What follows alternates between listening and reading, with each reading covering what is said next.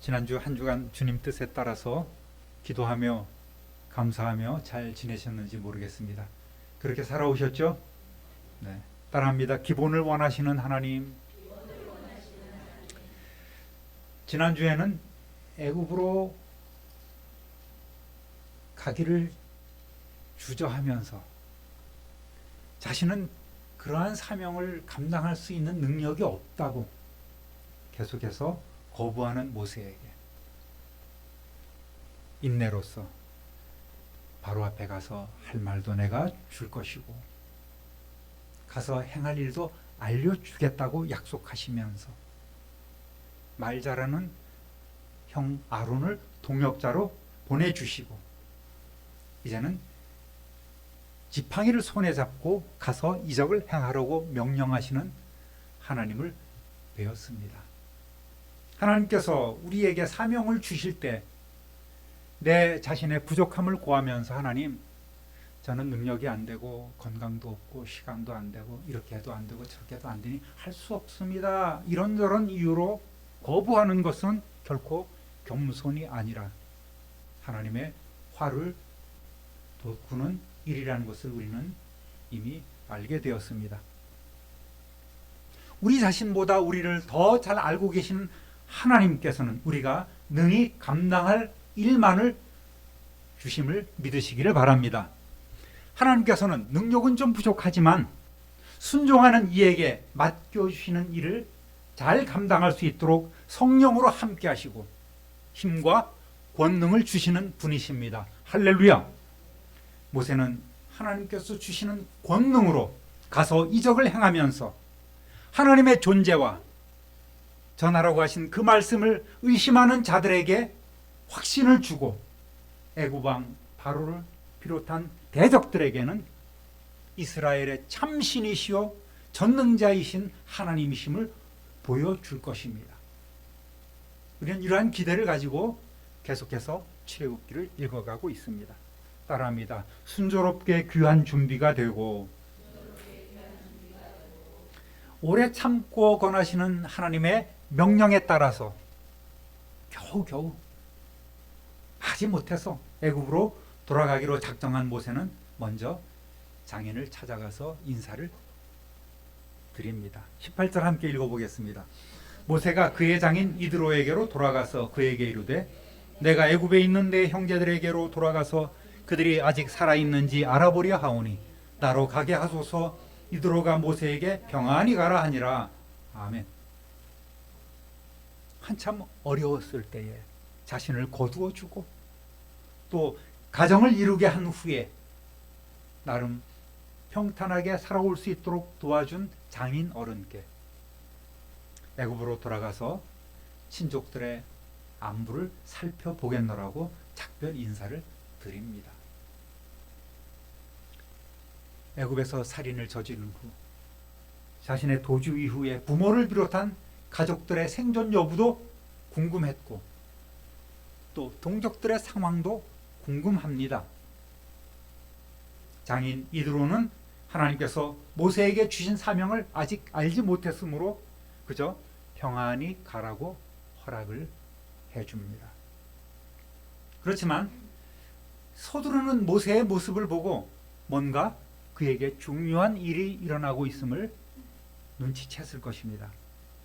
아마도 속으로는 그래, 큰일을 해야 할 사람이 무더니도 오래 참고 있었네. 조심해 다녀오시게나 하는 이러한 말을 했을지도 모르겠습니다.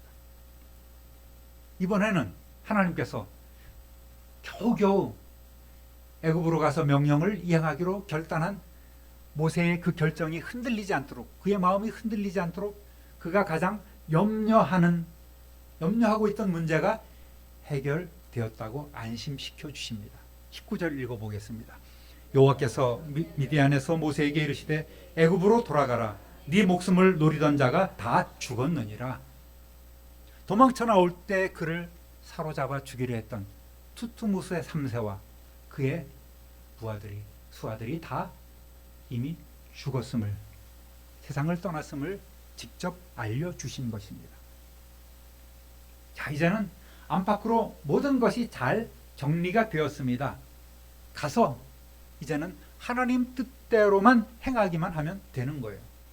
문제가 없지 않겠습니까?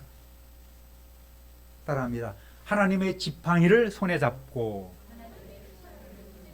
20절 읽어봅니다. 모세가 그의 아내와 아들들을 나귀에 태우고 애굽으로 돌아가는데 모세가 하나님의 지팡이를 손에 잡았더라. 아멘. 모세는 애굽으로 돌아감에 있어서 가족들과 동행하기로 결정했습니다. 아내와 또 맏아들 게르솜, 둘째 엘리에셀까지 나귀에 태우고 앞장서 갑니다.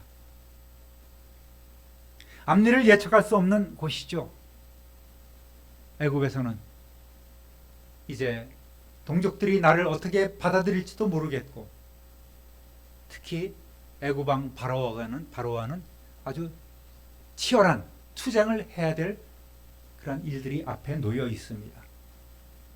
저 같으면 혼자 가서 상황을 보고 위태로우면 홀가분하게 빠져나올 수 있을 것이다 라고 생각하고 저는 혼자 갔을 것입니다.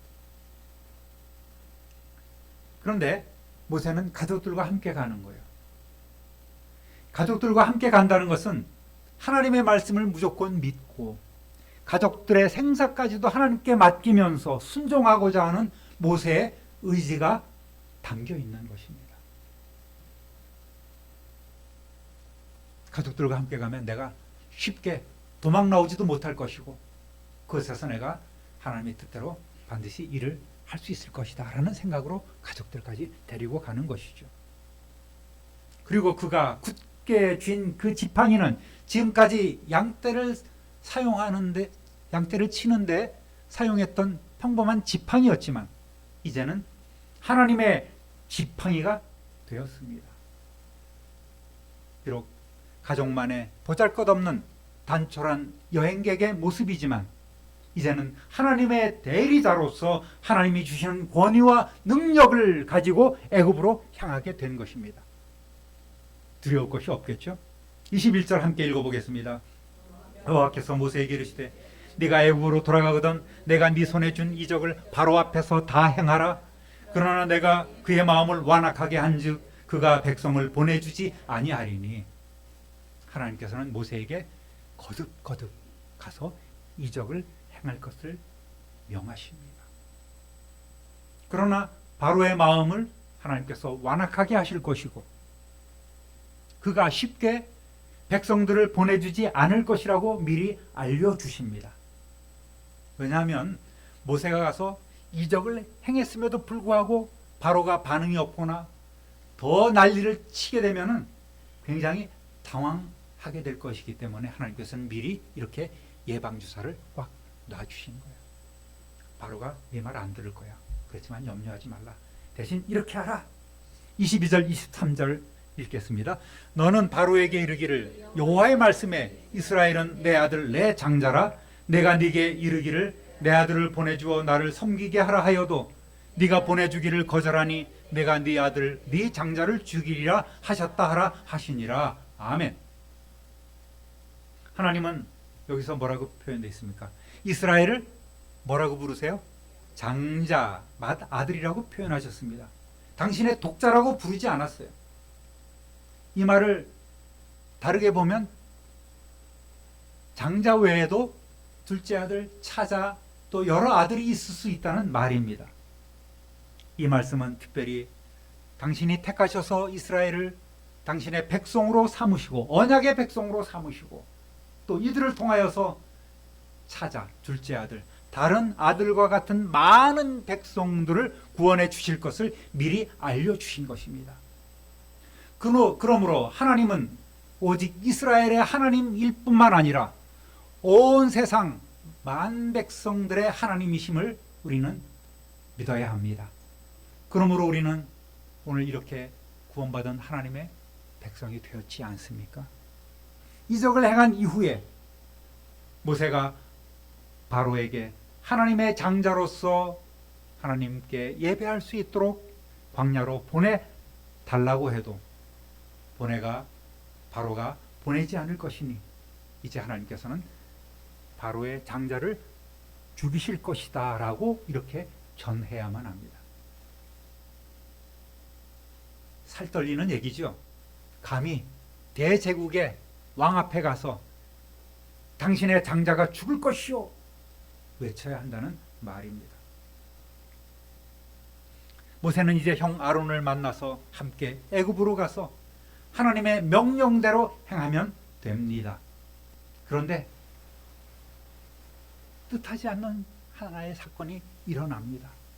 이걸 보면 모세도 그렇고 큰 일을 하는 모세도 그렇고 평범한 것 같은 우리의 삶에도 역시 잠시도 긴장을 멈출 수 없는 그러한 인생임을 알 수가 있습니다. 따라합니다. 먼저 언약을 이행해야 합니다. 모세에게 어떤 일이 일어났을까요? 24절 함께 읽어봅니다. 모세가 길을 가다가 숙소에 있을 때에 여호와께서 그를 만나사 그를 죽이려 하신지라. 글쎄, 하나님께서 모세를 죽이려고 하신 것입니다. 여기서 여호와께서 그를 만났다고 성경에 써 있는데 우연히 만난 게 아니에요. 하나님께서 모세를 죽이기로 작정하시고 찾아가서 모세를 치신 것입니다. 그 이유는 모세가 그때까지 자기 둘째 아들이 장성했음에도 불구하고 할례를 행하지 않았기 때문이에요. 자기 자신의 가정을 먼저 신앙적으로 돌보지 않고 하나님의 일을 감당하겠다고 나서는 그 모세를 하나님께서는 그를 향하여 진노하신 것입니다. 모세가 나중에 이스라엘 백성을 이끌고 나와서 시내산에서 받은 그 율법에 앞서서 하나님은 그 조상 아브라함에게 이미 수백 년 전에 태어난 모든 사내 아이는 태어난 지 8일 만에 무조건 할례를 받아야 할 것을 요구하셨습니다. 그러니까 지금 애굽에서 머물고 있는 이스라엘 공동체는 모두가 다 남자들은 태어난 지 8일 만에 할례를 받았고 모세도 역시 할례를 받았습니다. 할례는 당시의 관습이나 건강 목적이 아닌 하나님과 이스라엘 민족 사이에 맺어진 이스라엘 백성이 복받고 번성하기 위한 중요한 언약입니다. 그래서 이것은 이스라엘 백성들의 살에 새겨지는 하나의 표식인 거예요. 남자들은 하루에도 여러 차례 이렇게 이 표식을 만나지 않습니까? 그죠? 다 누구나 다 보게 됩니다. 근데 볼 때마다 내가 하나님의 언약의 백성이구나, 내 살에 새겨진 그 흔적을 보고서 다시 한번 다짐하는 거예요. 그러니까 이 모든 일들이 일상화가 되는 것입니다. 창세기 17장 9절부터 14절까지 함께 읽어보겠습니다. 하나님이 또 아브라함에게 이르시되 그런즉 너는 내 언약을 지키고 네 후손도 대대로 지키라. 너희 중 남자는 다 할례를 받으라. 이것이 나와 너희와 너희 후손 사이에 지킬 내 언약이니라. 너희는 포피를 베어라. 이것이 나와 너희 사이에 언약의 표징이니라. 너희의 대대로 모든 남자는 집에서 난 자나 또는 너희 자손이 아니라 이방 사람에게서 돈으로 산 자를 막론하고 난 지 8일 만에 할례를 받을 것이라. 너희 집에서 난 자든지 너희 돈으로 산 자든지 할례를 받아야 하리니 이는 내 언약이 너희 살에 있어 영원한 언약이 되려니와 할례를 받지 아니한 남자 곧 그 포피를 베지 아니한 자는 백성 중에서 끊어지리니 그가 내 언약을 배반하였음이니라. 아멘. 이 말씀에 순종해서 아브라함은 99세에 자신을 비롯한 집안의 모든 남자들에게 할례를 행했습니다. 23절부터 25절까지 읽어봅니다. 이에 아브라함이 하나님이 자기에게 말씀하신 대로 이날에 그 아들 이스마엘과 집에서 태어난 모든 자와 돈으로 산 모든 자 곧 아브라함의 집사람 중 모든 사람을 데려다가 그 포피를 베었으니 아브라함이 그 포피를 벤 때는 99세였고 그의 아들 이스마엘이 그의 포피를 벤 때는 13세였더라. 아멘. 그 이후로는 할례는 이스라엘 백성들, 남자들의 의무였고 하나님의 백성으로서의 징표가 몸에 새겨진 것입니다. 할례를 받지 않는 자는 하나님의 언약을 어기고 배반한 자요, 저주를 받아 백성 중에서 끊어지는 징벌을 받게 되었습니다. 그런데 모세는 그동안 이방 지역에 머물면서 둘째 아들에게 할례를 행하는 것을 소홀히 생각하고 있었던 것입니다. 물론 당연히 모세는 아들의 포피를 어렸을 때 베려고 했을 것입니다. 그러나 과거 첫째 아들의 할례를 지켜본 미디안 아내인 십보라가 그 아기가 피를 흘리는 것을 보고서 너무나 충격을 받았겠죠. 나중에 태어난 둘째 엘리에셀에게는 야, 사람으로서 차마 못할 짓이라고 반대를 했거나, 아 여보, 애가 좀 큰 다음에 하십시오. 이게 지금 갓난아기에게 할 짓입니까? 라면서 이렇게 미루도록 했을 것입니다. 이렇게 우리는 생각해 볼 수 있습니다. 어쨌든 모세는 사명의 길을 나서기에 앞서서 먼저 하나님의 백성으로서 가장 기본적인 언약을 이행했어야만 합니다. 그러나 그는 자신의 집안을 신앙적으로 돌보지 못했고 큰 사명을 감당하기에 앞서서 자신이 먼저 하나님 앞에 하나님의 백성으로서 또 그의 가족들이 하나님의 백성으로서 온전한가를 살펴봐야 했음에도 불구하고 그렇지 못했기 때문에 그는 이스라엘 백성의 본이 될 수 없었고 하나님의 진노를 불러오게 된 것입니다. 하나님께서 어떤 질병으로 모세를 쳤는지는 알 수 없어요. 이제는 모세가 꼼짝 못하고 사명이고 뭐고 죽을 지경에 이르렀습니다. 아내인 십보라는 딱 눈치를 채고 서둘러 나섭니다. 25절 26절 함께 읽어보겠습니다. 십보라가 돌칼을 가져다가 그의 아들의 포피를 베어 그의 발에 갖다 대며 이르되 당신은 참으로 내게 피남편이로다 하니 여호와께서 그를 놓아 주시니라. 그때 십보라가 피남편이라 함은 할례 때문이었더라. 십보라는 둘째 아들의 포피를 빼어서 모세의 발에 갖다 대면서 소리칩니다. 당신은 나에게 피남편입니다. 어떤 의미였을까요? 자식이 피를 흘림으로 살아난 그 모세를 원망하는 소리가 아니었어요. 자신이 모세를 죽음에서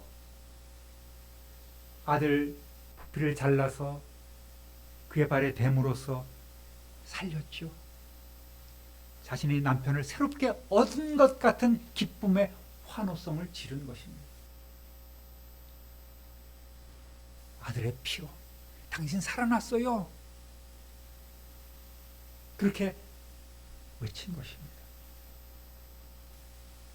하나님께서는 그제서야 비로소 꽉 잡고 있던 모세의 숨통을 놓아주셨습니다.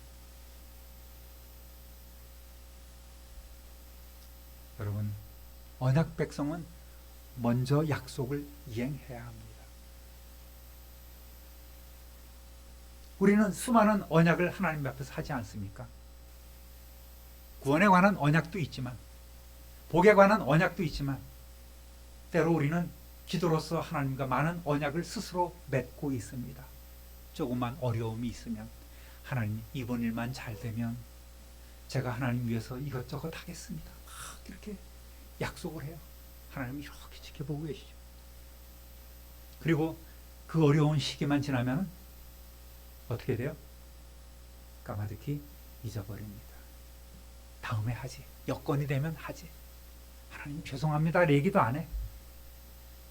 그리고 스스로 잊어버리고 스스로 부인하는 거예요. 그러나 하나님은 절대 잊지 않고 계십니다. 하나님께 드린 그 서원은 내가 손해가 날지라도 반드시 이행해야 되는 거예요. 서원을 이행하는, 늦기 전에 서원을 이행하는 저와 여러분 되시기를 우리 주님의 이름으로 축원합니다.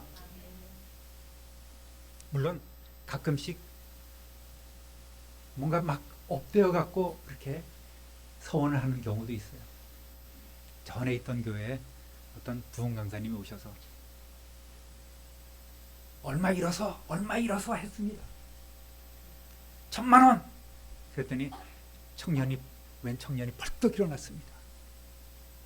아직 취직도 안 한 여자 청년이 벌떡 일어나서 1,000,000원 하겠다고 약속을 했어요. 근데 나중에 저한테 왔습니다. 제가 담당 전도사니까. 전도사님, 이거 어떻게 해요? 걱정하지 마라. 왜?